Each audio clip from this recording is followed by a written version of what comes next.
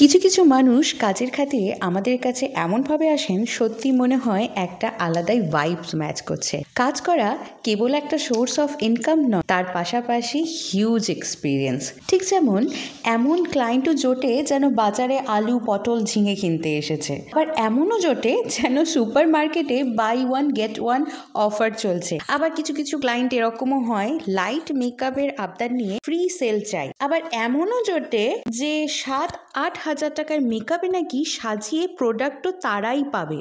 অনেকবার এই রকম ধরনের এক্সপিরিয়েন্স নিজেও উপলব্ধি করেছি, আমার স্টুডেন্টসের ক্ষেত্রেও হয়। এখনো 2025-এ এসে তোমরা কোন জগতে আছো ভাই? অনলাইনে গ্রোসারি নিচ্ছ, ইনস্টা রিলস দেখে সাজতেও চাইছো, আবার এমন থটসও ক্যারি করছো।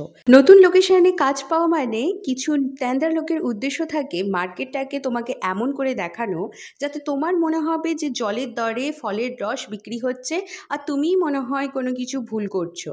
এতে গিল্ট ফিলটা বাড়বে, কিন্তু আসলে তারা তাদের প্রফিট বুঝতে তোমাকে ওই রকমভাবেই শো করে। অনেক ব্যক্তিত্ব আবার এও বক্তব্য থাকে যে দিদি আমার কাছে মেকআপের সব প্রোডাক্ট আছে, তুমি বাস আমাকে সাজিয়ে দেবে তাহলেই হবে, যাতে করে হয় ফ্রিতে হয়ে যাক বা হয়তো বাজেট কমে যাক। না মানে আমার তাদের কাছে একটা বলার কথা আছে, জোম্যাটোতে বাটার চিকেন অর্ডার করলে বাটার আর চিকেন আর আরও ইনগ্রিডিয়েন্টসগুলো তাদেরকে দিয়ে তোমরা কি শুধুমাত্র মেকিং চার্জেস দাও? তাহলে তোমাদের লোটাস আর বিবি ক্রিম আমাদের 12টা বাজার কাজও করবে না, এইটুকু তো বোঝো।